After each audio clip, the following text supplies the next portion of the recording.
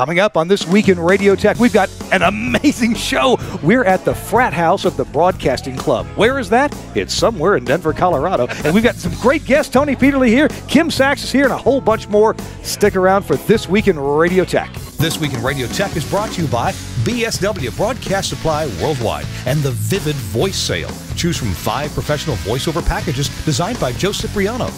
By the Telos VX VoIP talk show system, now used by local and network television broadcasters to streamline workflows and provide perfect communication with remote crews. And by the new Ruby console from Lavo, with auto-mix smart mixing and a context-sensitive user interface. See Lavo in your future at lavo.com/TWiRT. Hey, welcome into This Week in Radio Tech. I'm Kurt Harnack, your host. Delighted to be here. This is an amazing episode. Not only is this a War Stories episode, right? Because every episode we do that's divisible by 10, we get around and we tell war stories. Okay. It's a math thing. And also, it's our first episode we've ever done, hopefully the first of several or many, from the Broadcasting Club Frat House. I feel like everybody should cheer. Yeah. Hey, everybody. Woo! Chapter 1. There, we made of it the Broadcasting Club. That's right. And so we have a whole bevy of guests. You know, why are there so many people here in town? First of all, I'm sorry, I can't leave him out. He's the stabilizing force on this whole podcast. It's Chris Tobin in New York City. Hey, Chris, welcome in. I don't know if that's a smart thing to say that I'm a stabilizing force, but then again, you're in good company with Daniel and Tony, so that's good. That's good. I'm glad to see you guys having a good time. Is that a Tom Kincaid behind you? Is that Does it have lights? Does it the Magician of Light back behind you? I don't know what that is.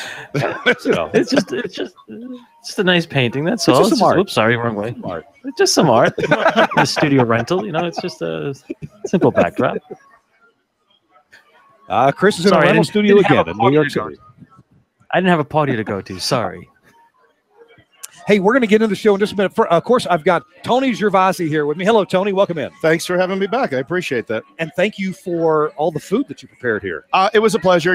One of my passions is cooking, and it was I found a couple of neat places here in Denver that I would have spent like an hour picking out meats and cheeses and charcuterie stuff. So I may have spent a little bit too much, but I thought you cooked Italian, and obviously from the selection, I wish we could show it to you, the audience, what's on the table back there, because obviously you're Brazilian, because you like meat with your meat.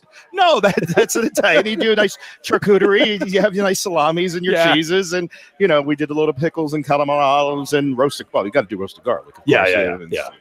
And you have bread. I can't be in a house.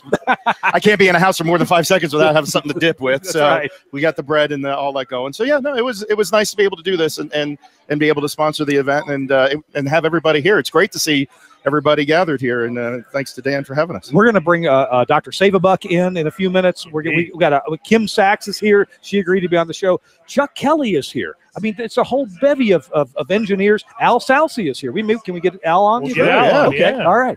Now, also on the show is Daniel Hyatt, because it's his frat house. I have a Station of the Year award from 2015. And this comes from what? Colorado? NAB? Yeah, Colorado Broadcasters Association, Flow 1071. All right. My pride and joy, the loudest radio station in the entire United States with an MPX power of 11.8. Holy cow. And I have a picture to prove it. Holy cow. All right. Well, thank you for allowing us to come into your frat house. Well, thanks for coming in. And now I know whenever Tony's in town, all I have to say is, hey, can you bring some cheese over? Hey, by the way, yes. I was thinking, I just got this idea today from Steve Lampin. Okay. He has this great idea for a business that we ought to think about. And by the way, we are going to segue into a commercial pretty soon, so hang on. Steve Lampin says we ought to open a cheese emporium about 20 miles north of Jerusalem and call it Cheeses of Nazareth.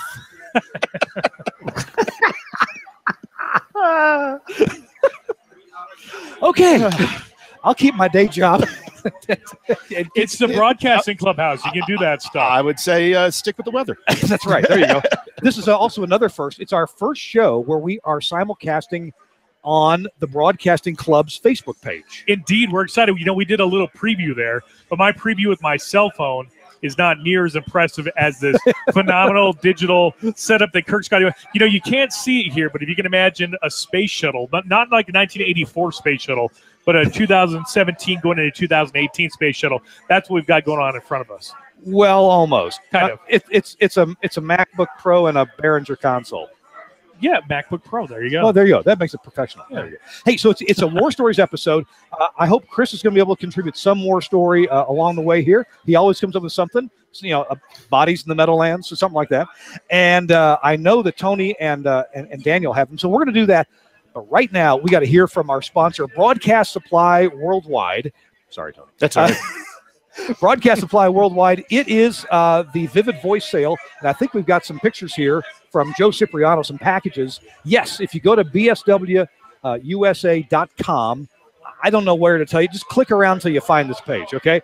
If you do any voice work, if you're an engineer, and you know most of you are, if you're an engineer who needs to help a voice talent with their voice work, maybe they want to do some work at home, maybe they want to do some voice tracking at home. Well, set them up with a Joe Cipriano voiceover package for professional performance. Now, he's got all kinds of packages here with BSW, Broadcast Supply Worldwide. There's the starter pack. Good. $559 for the stuff you need to really have a good-looking setup and a good sounding setup. Or you can go with the Pro Pack. That's better. $13.99, or Joe's official studio pack, the best pack. This is the stuff that Joe uses, and it's $18.69. Now there's a budget travel pack too. This stuff collapses easily, sets up in your hotel room, your grandmother's closet, you know, wherever you need to go, wherever you need to set up. The budget travel pack will do that for you. You save over $500 off the list price of this gear. It's only $699. You save 42% at BSW. And finally, Joe's official travel pack. Yeah, this is the stuff that Joe Cipriano carries with him. $1,679. Man, you don't have to have Joe Cipriano's voice to sound good. I mean, if we all had Joe Cip's voice, you know, he'd be out of business, I guess. He'd all be doing this. Take the right mic, good headphones, a terrific interface to turn your mic's analog audio into USB. That way it's recordable by a PC, by a Mac, even by a Linux box. And you can have great quality going in, great quality getting to your customer, your client, your radio station, whatever you need to do. So BSW USA has put together these packages, one to fit your budget. They, of course, they take credit cards. You can pay for it over time if you like. And here's the best part. You can order from bswusa.com as late as 7 p.m. Eastern time. That'd be 5 p.m. here in Denver where we are. And they can ship it out the next day. Why? Because their big warehouse full of all this Joe Cipriano microphone stuff is in Columbus, Ohio. It's just down the street from the airport where UPS has a major hub. So bswusa.com can get the stuff out the door. If you need it overnight, you can get it overnight from UPS, if UPS delivers to you overnight.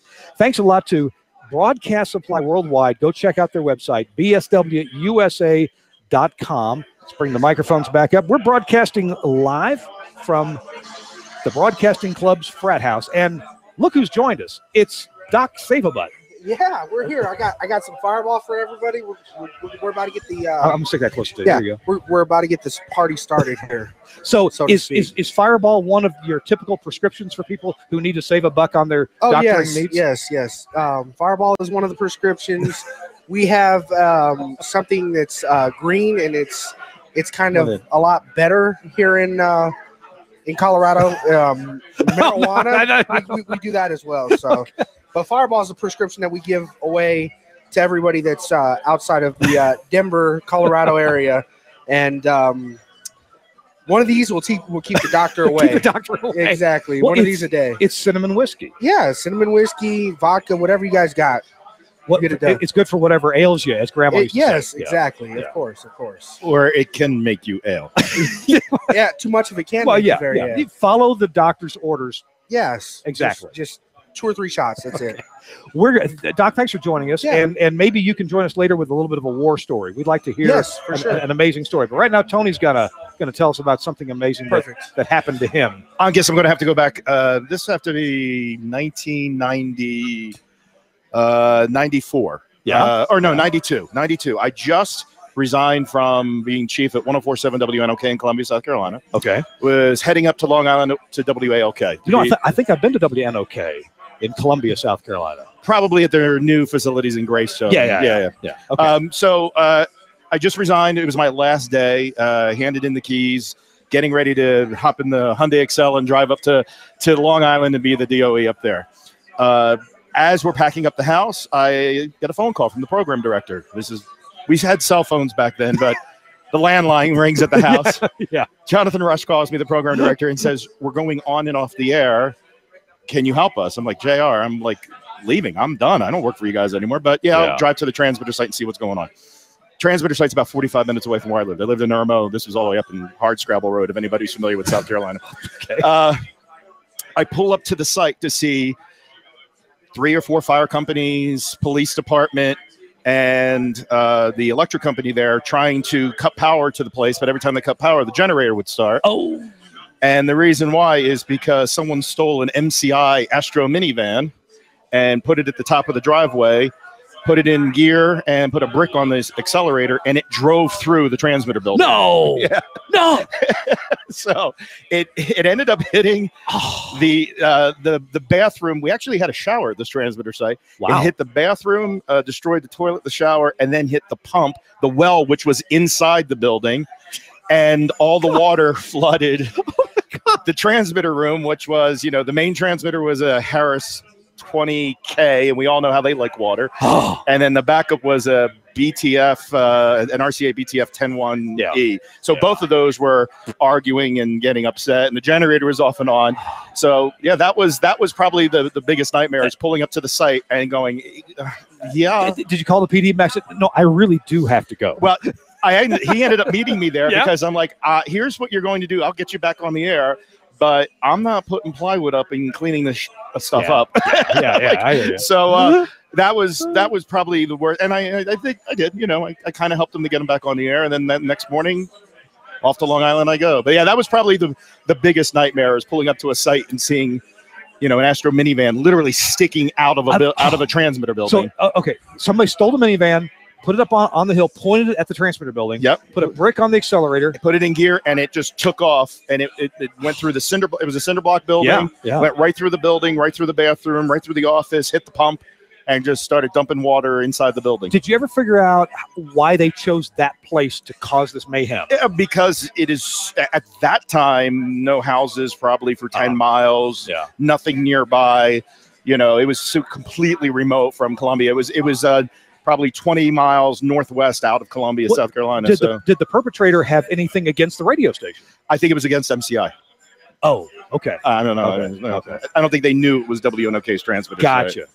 There was nothing to identify it then. Wow. We didn't have tower registrations back then. That is a great war story. I love it. I wonder if you might do us a little favor while you're off mic. Sure. Would you put together a plate of the meats there? Yeah. Bring it back and tell us a little bit about what you've done and what we're looking at, what we're eating. Yeah, absolutely. Because what you may not know about Tony is he spent a little bit of time out of broadcasting in the restaurant business. Yeah, we had my family, my kids and I. We took over a restaurant that was failing. Yeah. And I had some friends up in Boston who had some restaurants, and I kind of talked to them about what they were doing in their philosophy, and they had award-winning restaurants, and they're James Beard award winners. And, wow. And I said, all right, this is what I want to do at my place. So we ended up having it was a little 13-table, 100-seater, a place open 5 days a week, Wednesday through Sunday. And we ended up becoming top 100 in the United States. We, 6 weeks the wait list to get in. This is just in the last 5 years or so? 5, 6, 7 years? Yeah, 2000. So we won top 100 in the United States in 2013. Okay.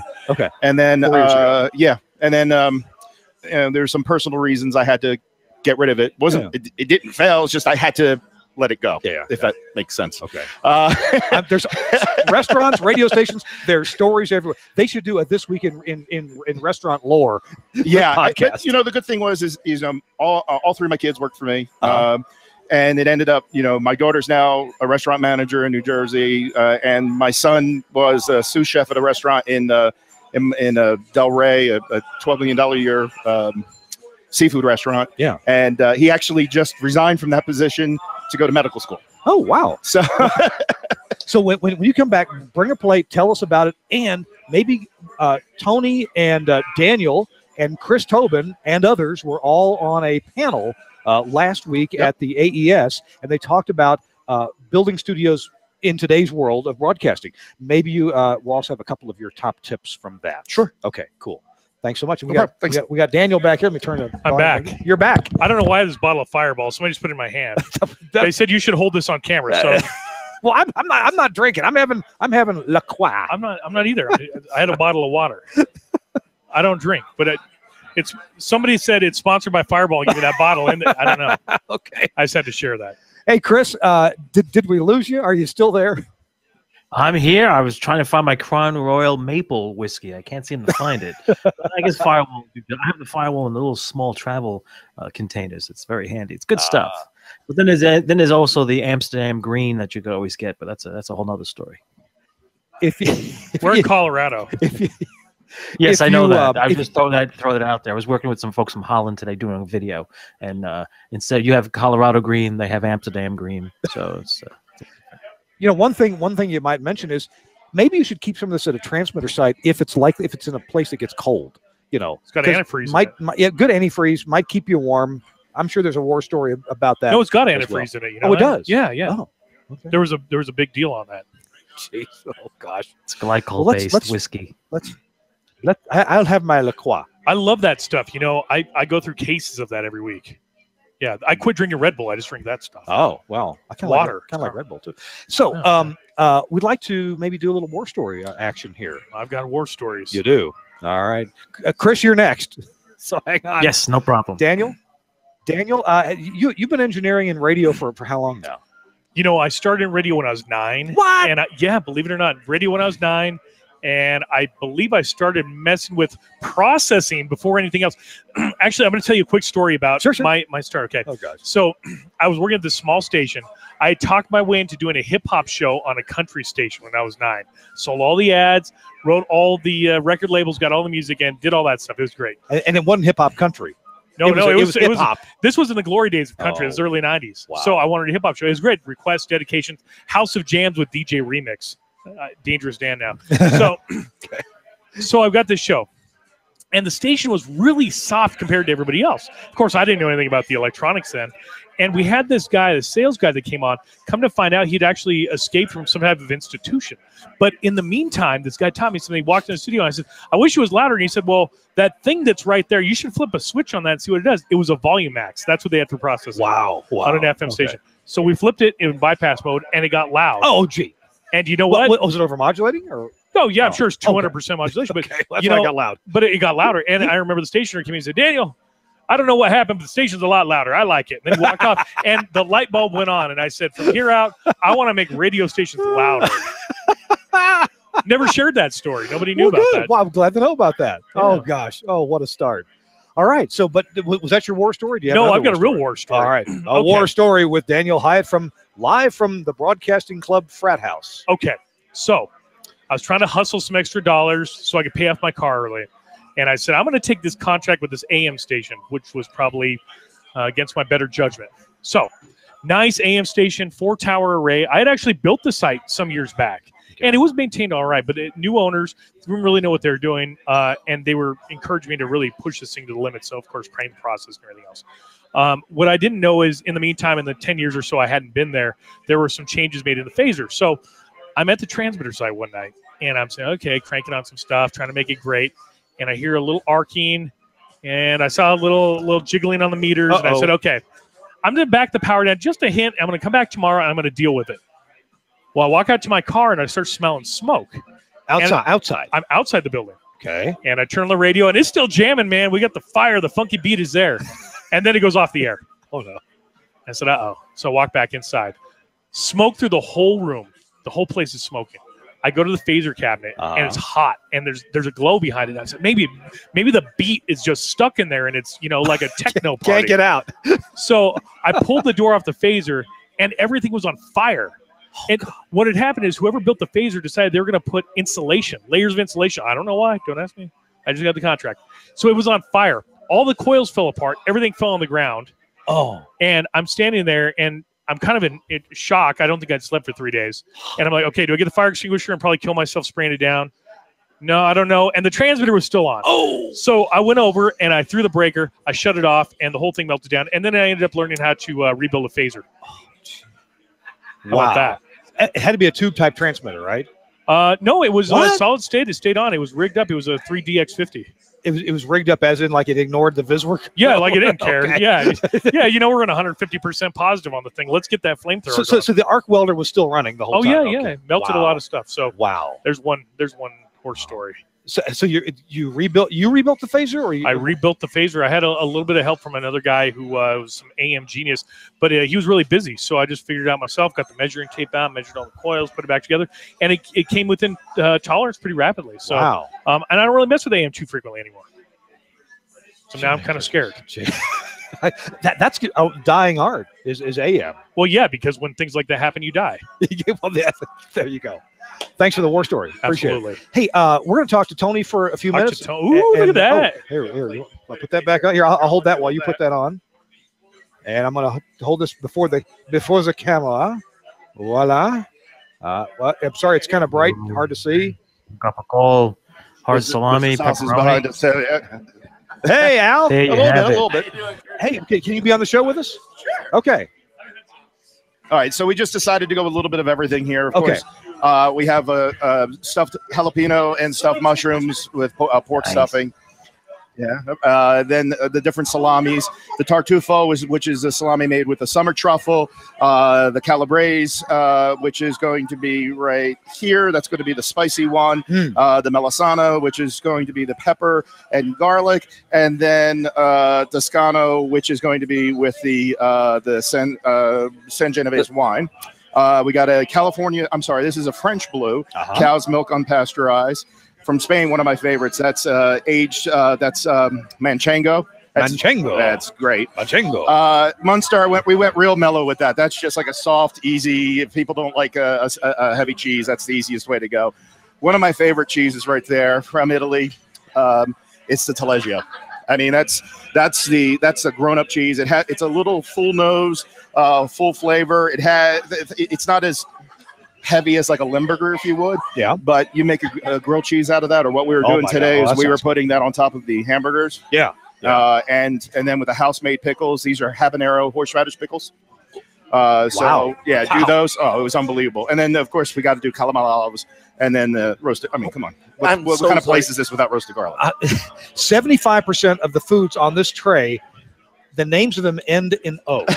Of course, yeah. Most of them do. Yeah. Wow. Would you get it from an Italian store? Yeah, is there an Italian place here? Yeah, I found a place, and I don't remember its name. But it's on my Facebook if we're friends, or on my Instagram. I walked into this place just by Googling it, and basically I was looking for cured meats. Walked in and I fell in love. I mean, the selection at this place was amazing, and all the sausages are homemade. And they're all hormone free. They grind everything there, and they make everything there. Fresh seafood. They were cutting beautiful salmon and tuna up while I was there.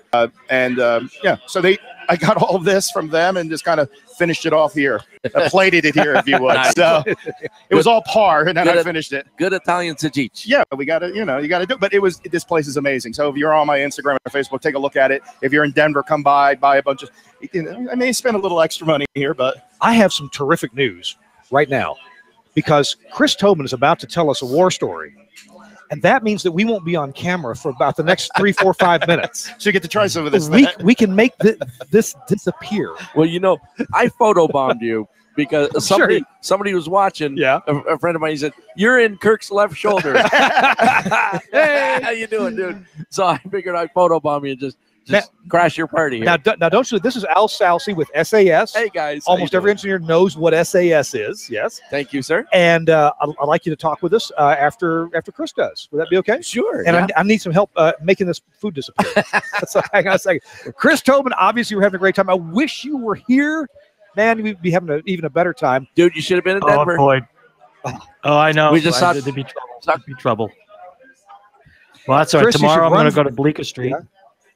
I'm going to go Bleecker Street, and here we go. Nachos. Let's see if I can see that works. There you go. Very nice. Very nice. There it is. Pick up some cannolis for me. Leave the gun. Absolutely. Yeah, there you go. Look at my cannolis. Absolutely. Chris, without a lot of further ado, I'm gonna turn our microphones down. I'll keep listening, and I'd like for you to kind of fill us in for the next couple of minutes on something that's happened to you, where you said, "There I was." Oh my goodness! Well, since it's no problem. Well, it's good to see Al. It's good to see everybody. And well, you know, it's funny. We've been talking about transmitter sites, fires, and things of that sort. So I thought I'd throw mine in, and that would be Long Island radio station WGSM. It's an AM directional multi-tower site. And remember, I was covering for the station. The engineer was actually in Florida at his daughter's wedding, and I covered for the weekend. And sure enough, I get a phone call, as Tony pointed out, from the program director from the radio station. Says, "Hey, the studio call. They're getting erratic readings on the remote control. Not sure what's going on. Can you check a site? Take a look at the site?" I said, "Sure, why not?" So hop in the car. It's, I don't know, it must have been 10 o'clock at night. I think it was a weekend. I got to remember. Yes, it was a weekend. And I go driving up to this site, and I was about 20 minutes away. I lived 20 minutes away from the site. As I'm driving up the road toward the transmitter site, I'm noticing a lot of emergency vehicles driving past me. Fire trucks, fire trucks, fire trucks. I'm like, wow, that's interesting. I said, what's going on around here?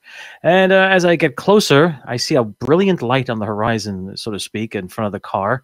I'm driving like, wait a minute. Let's see, the address of the place was, oh boy, it's on the left side of the road, and the bright light is on the left side of the road. This can't be good. Well, sure enough, drive up to the site, and what do my eyes behold?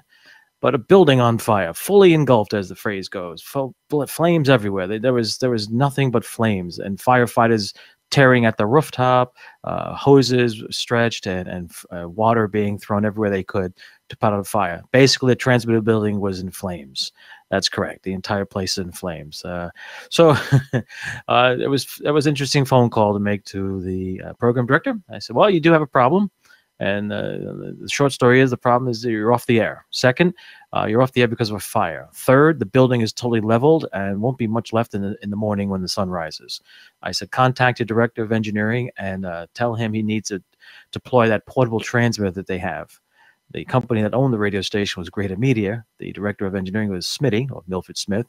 And needless to say, for the next day or so, we built and managed to get them back on the air on short order. The good thing was, I mean, for what there is a silver lining, the phaser cabinet for the multi-tower array happened to be at the base of the driven tower. So it wasn't in the building. So yes, that's right.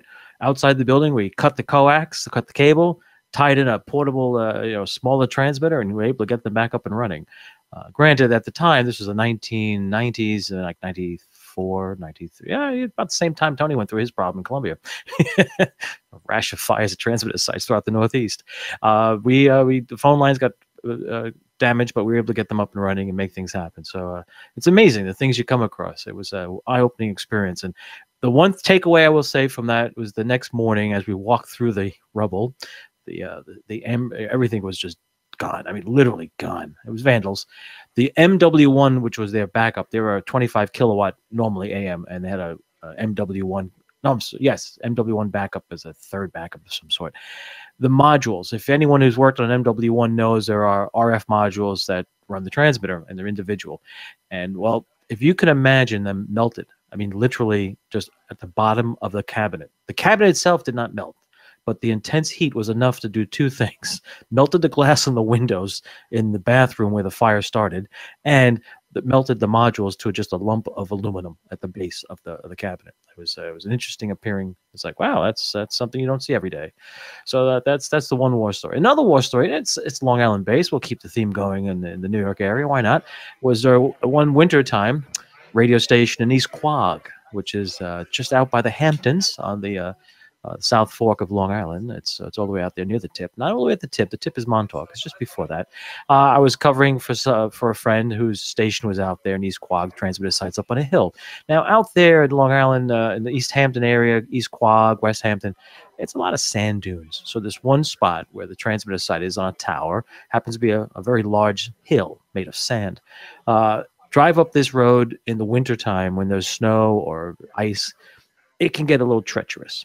And you pretty much, they may not find you till the next thaw, because there's no houses, nobody lives up this way. Drove the car up, took care of the problem with the transmitter, got back out to the car, attempted to drive away, and found my car stuck. That's right, I was stuck in the soil. The soil was pretty much sand and dirt. Turns out my rear tire sort of dropped down and got caught against a root, a tree root, enough that it couldn't get out. There was no way to push it out. Yeah, here it is, 11 o'clock at night. I'm trying to get my car out. So I didn't have a Leatherman. I had the traditional red Swiss Army knife that we all used to carry back in the day. This would have been 1990 thereabouts. So just if you ever had this blade. This is the blade on the Leatherman, of course. It's a nice saw, and the Swiss Army knife has a similar one. Picture yourself down on your knees, reaching beneath the your tire or the rear axle of your car and trying to undo the root that's wrapped around it with this. That's right. Just sawing away at 11 o'clock at night, dead of winter, snow around you, and then hearing the sound of what appears to be ice, sort of like ice droplets falling. That's right. It began to snow. The weather had shifted. So not only am I stuck in the snow and the car can't go anywhere, it's beginning to snow. And it was ice pellets. So it was actually a sleety rain to start with. So those are my two war stories that you always be prepared, So you never know when you come across something crazy. Just be prepared. And, that's a great idea. Those are the two I can start with. I have other two good ones. I must tell you, we failed in our mission. We did not get all of it eaten. Only about half of it eaten. So, but we brought some more hungry. We brought some more hungry guys in here with us. And I appreciate. Oh, thank you. I'm sorry. Do I not have yours potted up? Where are you? There I am. There we are. Okay, I'm sorry. I handed you the wrong one. I really appreciate the charcuterie tray. Or a Chinette plate. Chinette plate. Charcuterie Chinette plate. Okay. Hey, coming up in the next few minutes, we've got Al Salsa here. He's going to be talking about an airplane war story and what they've been looking at with virtual radio and just cool stuff. So broadcasting stuff ahead. And Chris Crump is here from Comrex. And Chris has a war story here as well. Yes. So right now, though, I want to tell you about the Telos Alliance and the Telos VX phone system. It is allowing stations to save literally a ton of money, have a payout, a return on investment in 18 to 36 months or so. And it does this by, when you get the Telos VX, you kind of need to go to voice over IP. Now, there's lots of different ways to get that done. You can keep using your PRI lines you have now with an asterisk server. You can connect into your existing business phone system if it does voice over IP, or you can go whole hog, as we say. You go whole hog and bring in native voice over IP into your facility. And there's a number of different ways to do that. Our engineers like Joe Talbot and Joe Mock and our salespeople at Telos can help you figure out the best way to get that done for you. If you're a big city station and maybe you depend on the reliability that you've had with PRI, well, there's ways that we can keep doing that. You can also bring VoIP in via a managed service like our friend Chris Tarr does. Or you can use VoIP the way my little radio stations do, and that is you bring it in through your public internet connection. Now, you could get a dedicated public internet connection, and you could even have them come from two different ISPs to get some security there. Point is, you can really cut your telephone costs a lot. And when you do, you're going to want to use a native VoIP phone system.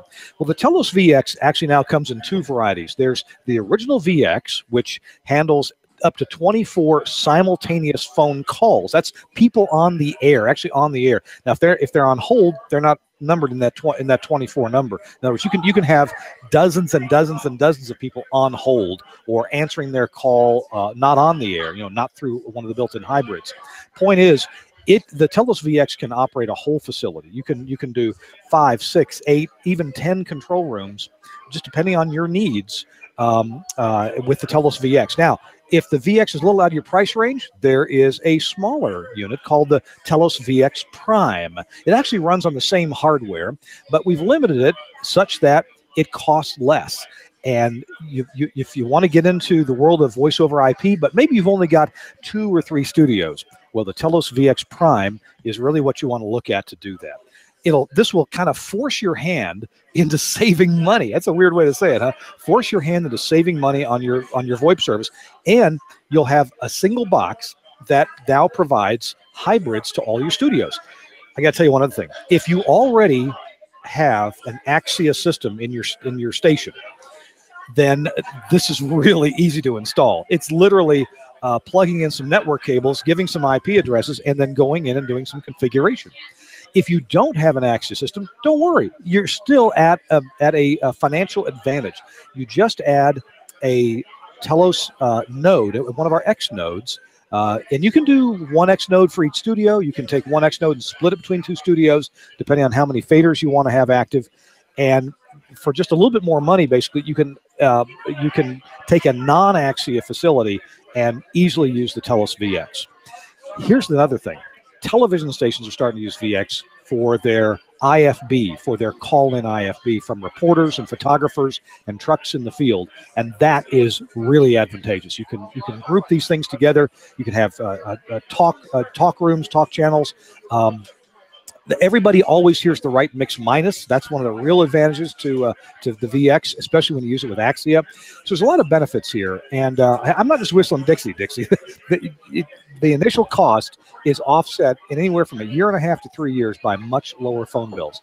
If you would, check it out on the Telos website. Go to telosalliance.com/VX, and it'll take you right there to that webpage. There are several videos on there. There's even the original video that was done by Steve Church to explain how the system sets up. He sets it up in under 10 minutes. And then there's a video on there and a white paper that I did about how the return on investment is pretty amazing using voice over IP. Hundreds of radio stations and TV stations have done this. You should look at doing it too. Put it in your budget, because in the end, you get to take some things out of your budget, namely high phone bills. Thanks a lot to the Telos Alliance for sponsoring This Week in Radio Tech with the Telos VX. All right, we are back on, and let me see if I can bring up a microphone or two here. Is your mic active now? Check it. Oh, check it. Oh, one more try. Check it. What do I hear myself? I think I hear you too. Talk some more. Oh no. 1, 2, 3. Check it. There we are. There we are. Okay, good. Salute. Salute. So we all have red cups, red solo cups. Hey, what's in here, guys? Mine's got La Croix. Very good. Salute. All right. So we're here with Al Salsi on This Week in Radio Tech. And Al, hello, guys. You're a pilot. You fly a twin-engine plane, right? Yes, sir. And as we introduced Al earlier, Al is the are you the founder of SAS? Co-founder of SAS? Yeah. Ed and I started it in 1986. Wow. Both of us, and owners and co-founder. Mm-hmm. So I was hoping to hear a little war story. And if you're a pilot, surely, like I'm not gonna. I could tell about the time I actually fell asleep as the pilot of an airplane. But we won't talk about that right now. I think the statute of limitations is out on that. Yeah, so. That's right. Yeah, that's right. So do you have a little war? Well, there's all kinds of hanger rat stories, you call them, but nothing really that's comes to mind at the moment. But well, maybe there's some all kinds of. That time I ran out of fuel over. No, never ran out of fuel. No, we don't do that. Have you ever delivered SAS gear in the airplane? Oh, absolutely. Well, tell us about that. Well, like, oh my gosh, these guys had to go on the air the next day or something like that. Well, I'll take my airplane pretty much anywhere west of the Rockies, because that's a fairly good trip. So Phoenix or Tucson, or Vegas, of course, San Francisco. But yeah, I've delivered stuff personally to San Diego. Jump on a plane, bring some parts, or to deliver product, for new products. So shipping is almost a wash. Yeah. Right? So a couple $100, to ship the stuff, and now I can deliver it and be there with the folks, right?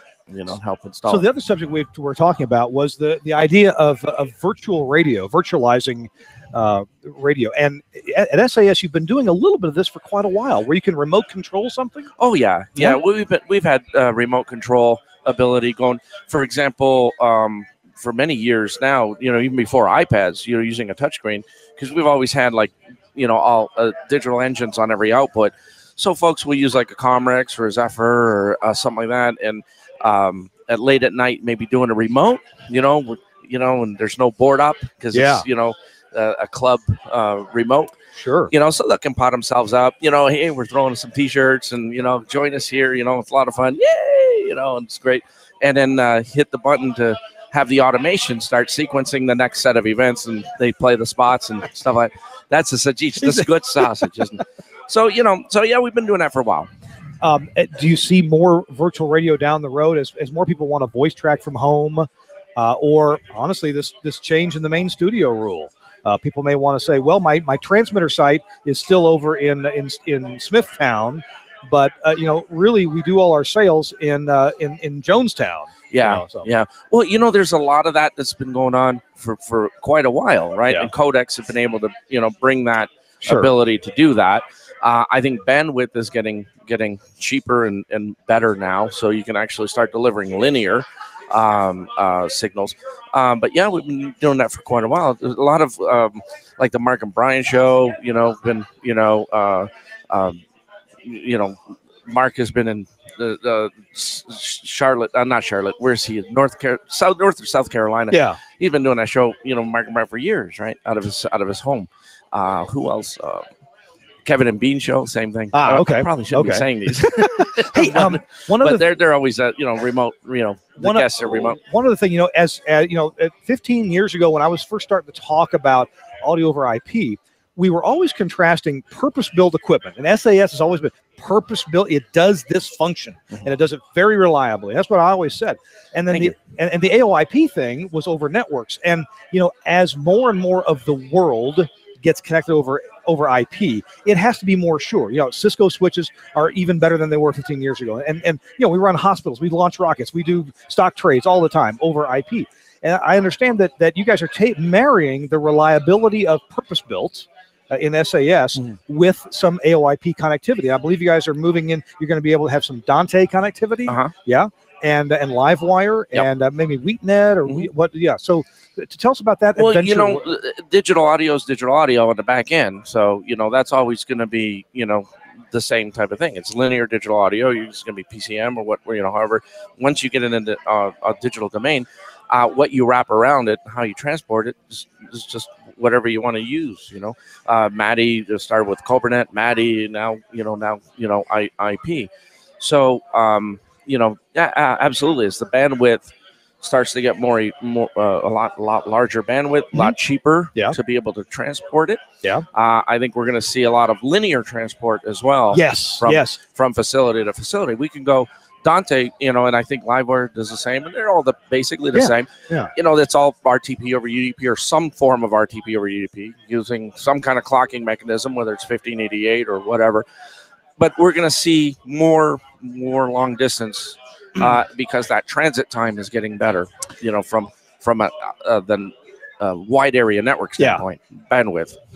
And you've actually just created a perfect segue into Chris Crump, because you said more and more of this is linear, and I agree completely. I think that someday Telos and probably Comrex will sell very few codecs, except for when you got that last mile, either as contribution or as distribution, because more and more times we can do linear. Now, the Cleveland Philharmonic has done concerts using linear, using Telos X nodes to send linear audio over public. I think it was public, maybe parts of it were private, but network connections across town from one place to another. And as an experiment, a couple of years ago, Brian Jones, one of our support guys at Telos, we thought, hey, we each have home internet. He has whatever's popular in Vancouver, Washington, and I have Comcast in Nashville. We thought, I wonder how good this stuff is. Would you just send me a linear stream? Because he has a great Christmas music collection. Just send me linear from our zip stream, our zip ones, and let's see how it goes. We streamed for 5 weeks, 24 hours a day. Never heard a problem. Now, I wasn't in my office 24 hours a day, so there might have been a problem I didn't hear. But I mean, for every time I was in the office, I had the Christmas music up. Never heard a problem. That tells me that, at least for infrastructure, from one station to another, one business to a business class services, we may not be needing to squeeze this down to AAC. At least not in all cases. So that's my segue into Chris Crump here.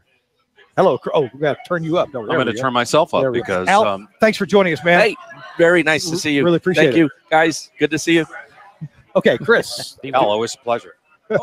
Always a pleasure, dude. So, Chris, war stories and then your thoughts on codecs. Well, I have a war story that kind of relates to Al because Al's a pilot, and this Labor's mouthwash is awesome.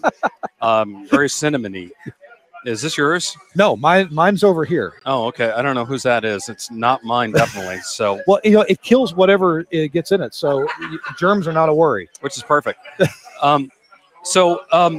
One of the things that Comrex has done in the past 5 years, we've actually gotten into transporting video over IP. Yeah, yeah. And talking about being a pilot, Jim Gray, who is with KVSC, St. Cloud State University. We've had Jim on our show before. Yeah. Right. Yeah. He's a pilot, and he is actually the general manager of EAA Radio, Oh, yeah.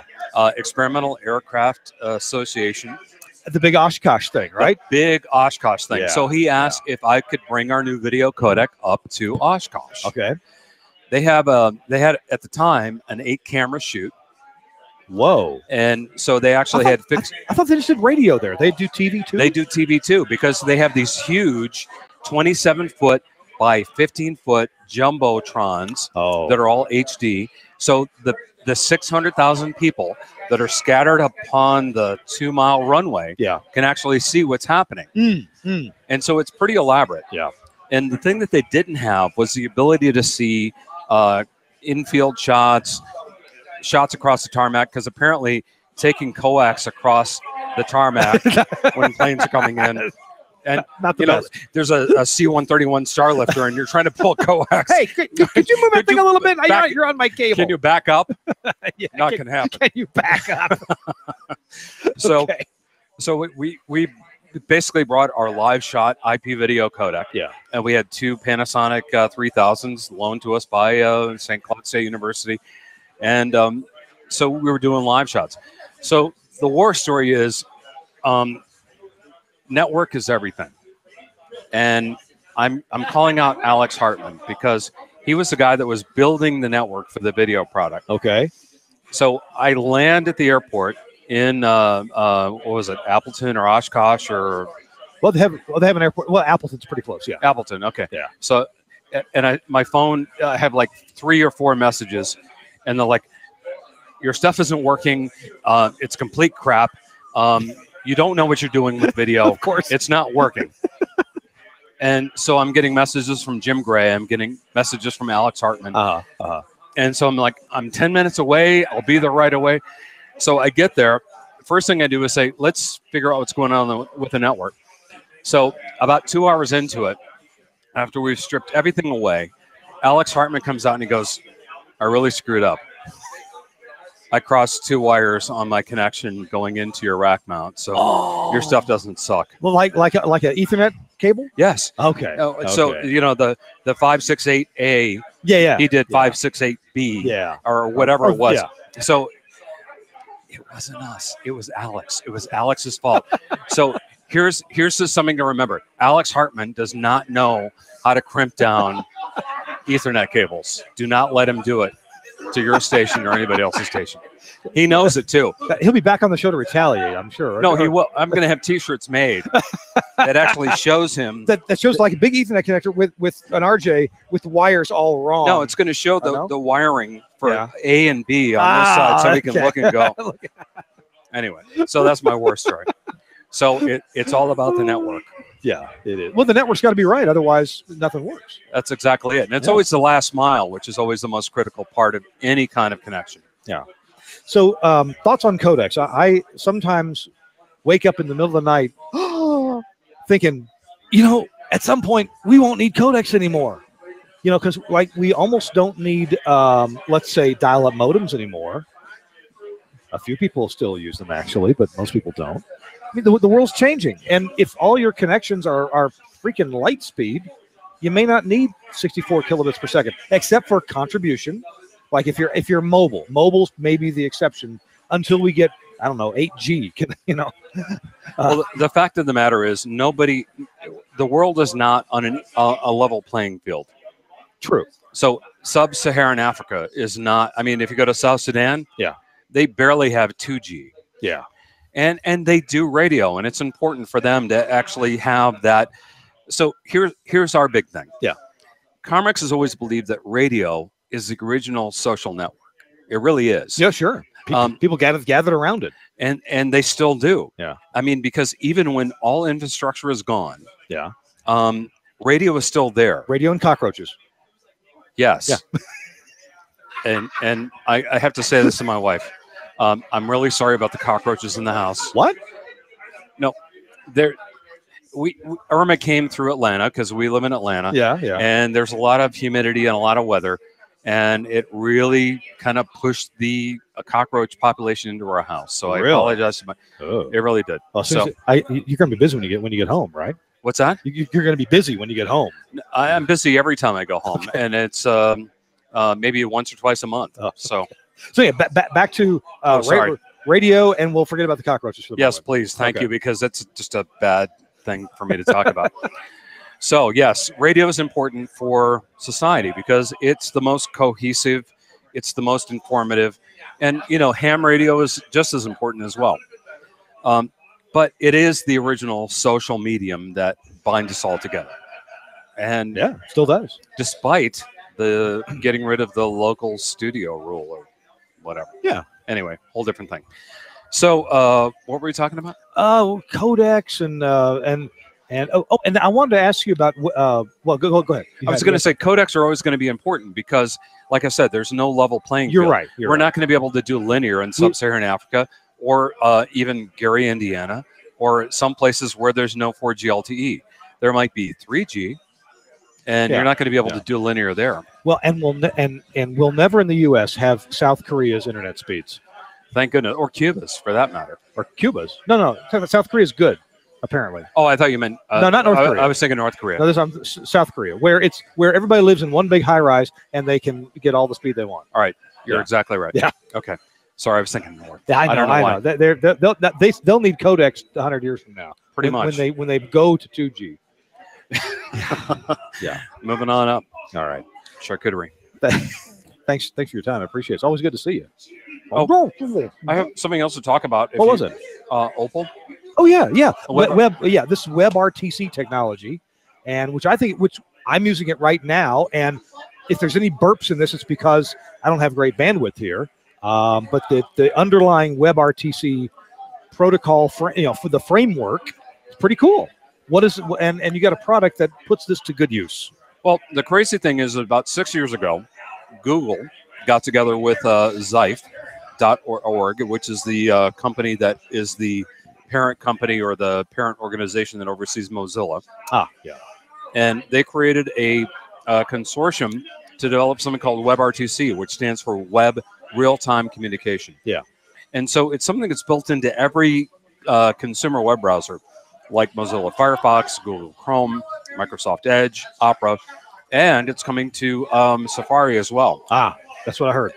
So WebRTC basically means real-time communication. It's a voice engine, it's a video engine, and it's a communication or data engine.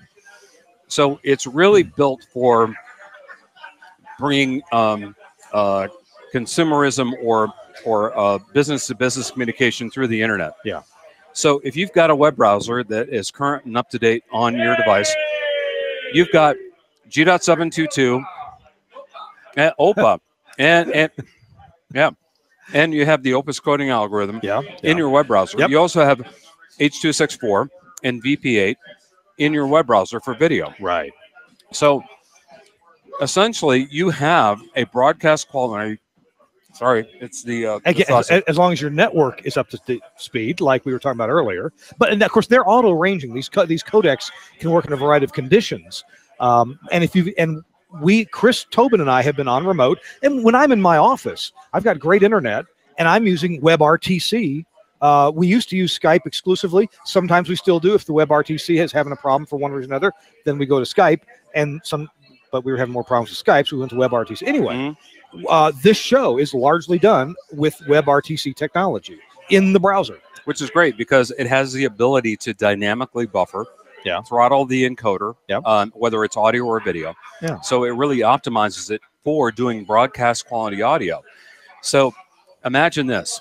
You have a guest that needs to be on your radio station or your TV station. Right. You can send them a link, They click on Just it. email them a link. An email say, hey, looking forward to you being on the morning show at 10 after 8. Thanks for doing this. We're going to have a great audience for you. We're building it up. When you, a few minutes before, click on this link. What does it do then? It opens a web page? So it sends a little line of JavaScript, Yeah. and it wakes up the WebRTC functionality in the web browser. Oh, so the WebRTC engine goes, huh? Hey? Somebody want me? And based on that link, it's going to say, we're going to use the voice engine or we're going to use the video engine. Okay, yeah. And it basically says, we're going to make this happen. And so what happens is it opens up a web page, and it's going to either going to go to a server or it's going to go directly to a purpose-built WebRTC appliance server that's on the internet. Yeah. Make a peer-to-peer connection. Yeah.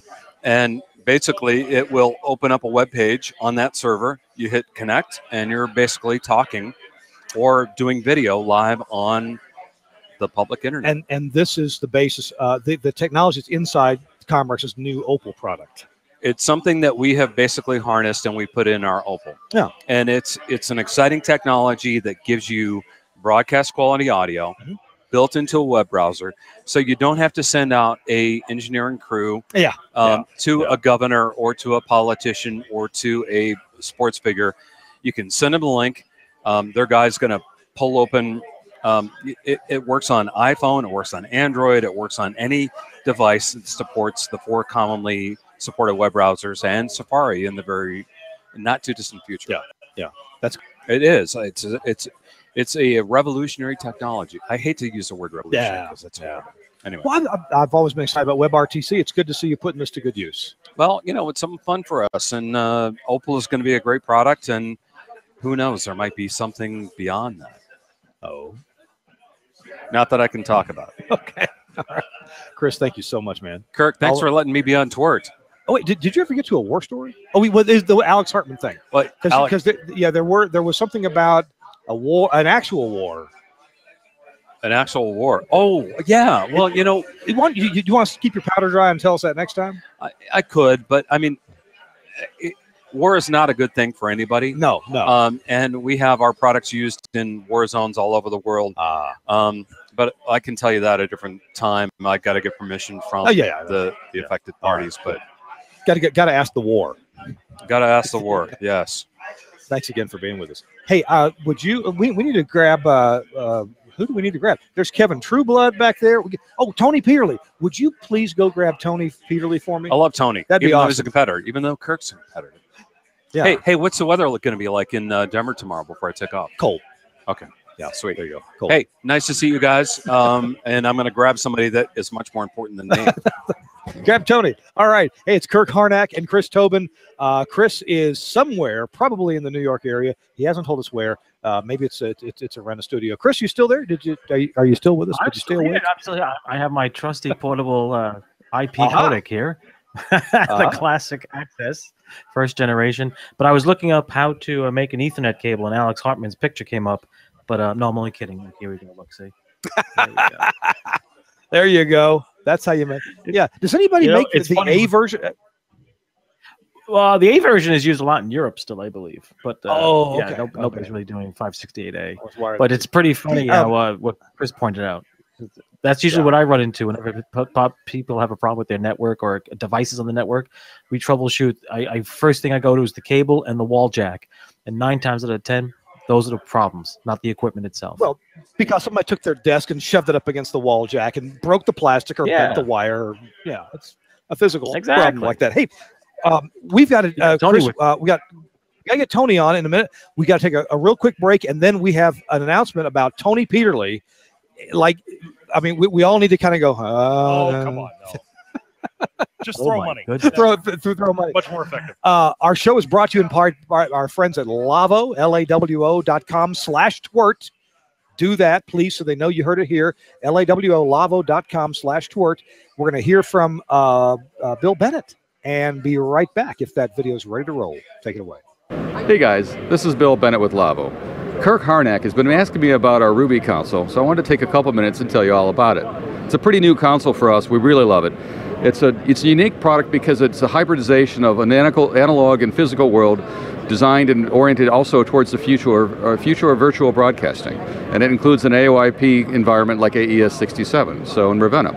The physical surface is something that your engineers are probably pretty used to with physical faders and on-off buttons, you know, PFL and Q, stuff like that.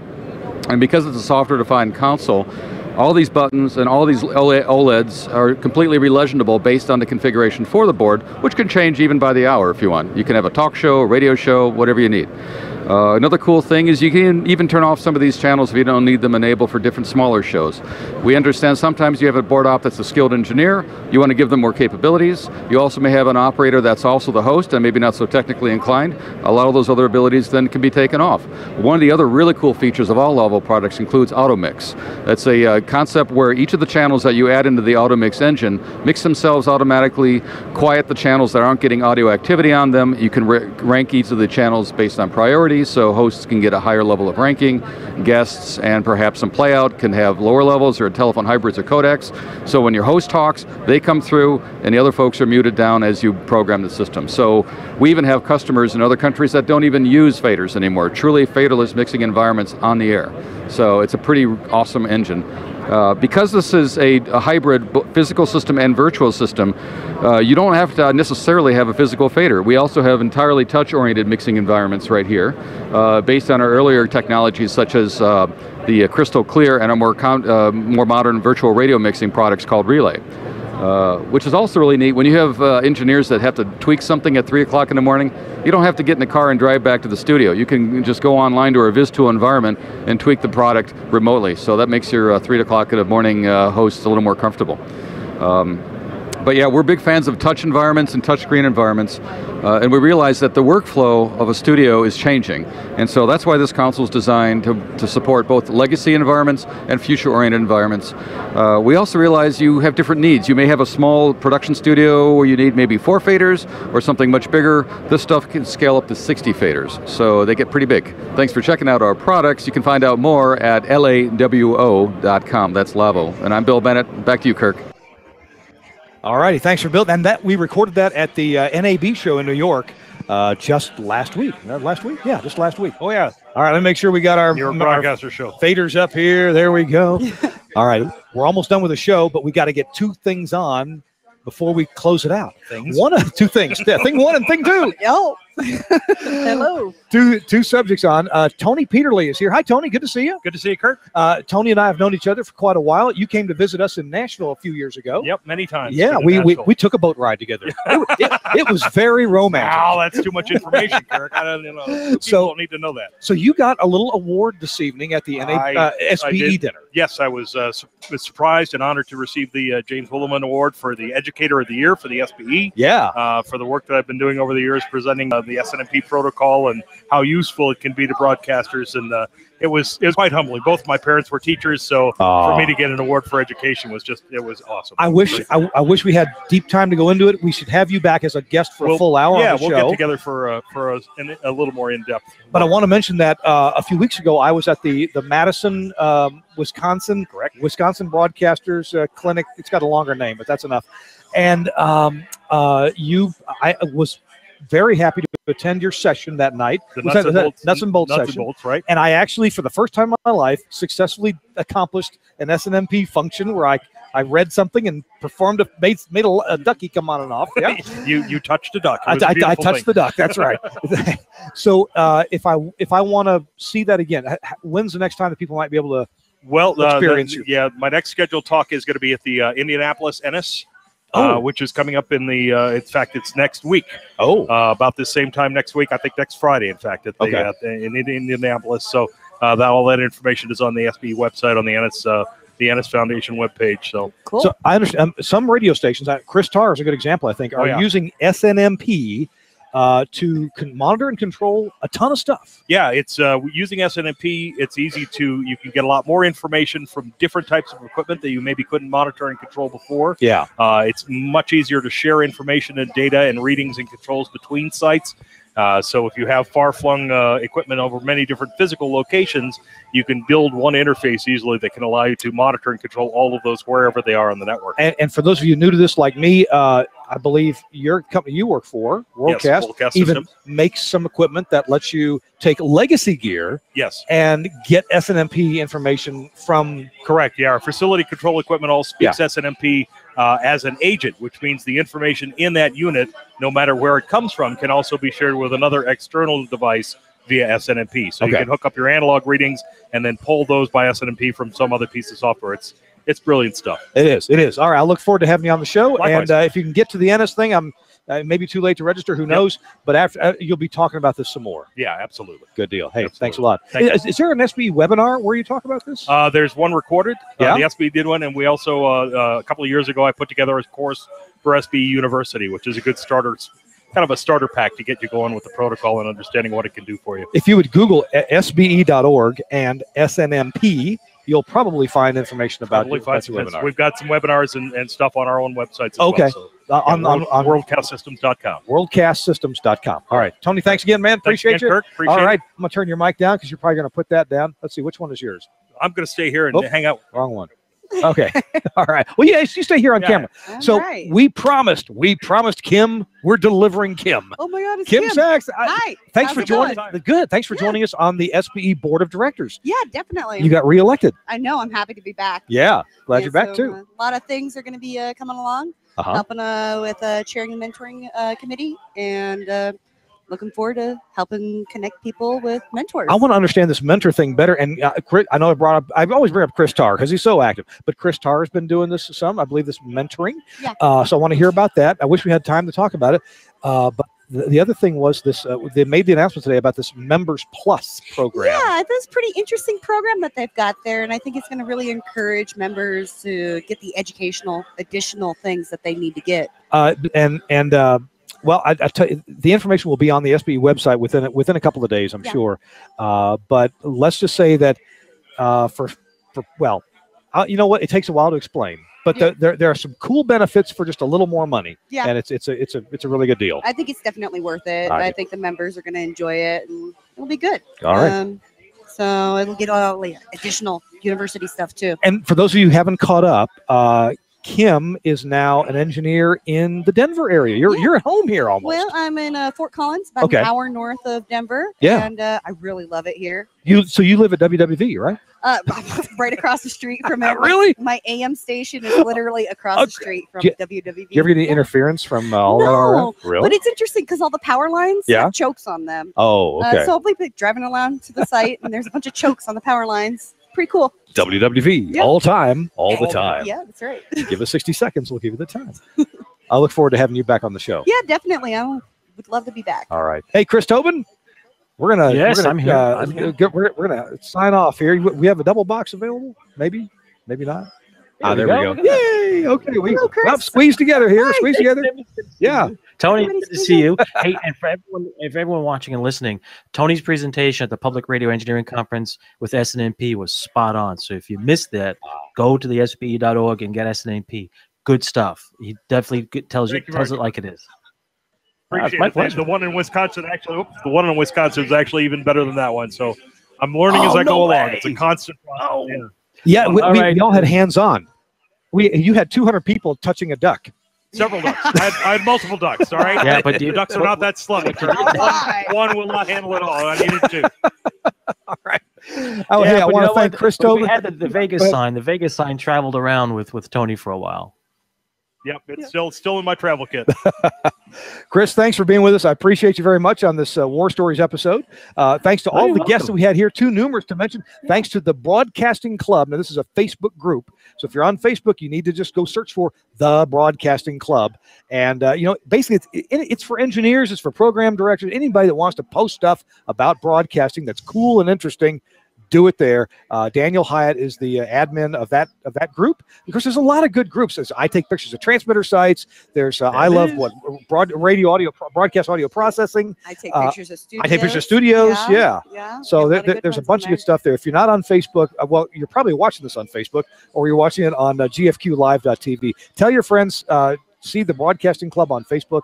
We'd appreciate it. And hey, if you don't mind, patronize our sponsors on this show because they really do make it possible. The Telos Alliance and the Telos VX, and also bswusa.com, and also Lavo. Go to lavo.com/TWiRT. We appreciate it. Thanks to Suncast for staying up so late and helping us out to do this special edition really late. Thanks again to Daniel Hyatt and the Frat House here. And we'll see you all next week on This Week in Radio Tech. Bye-bye.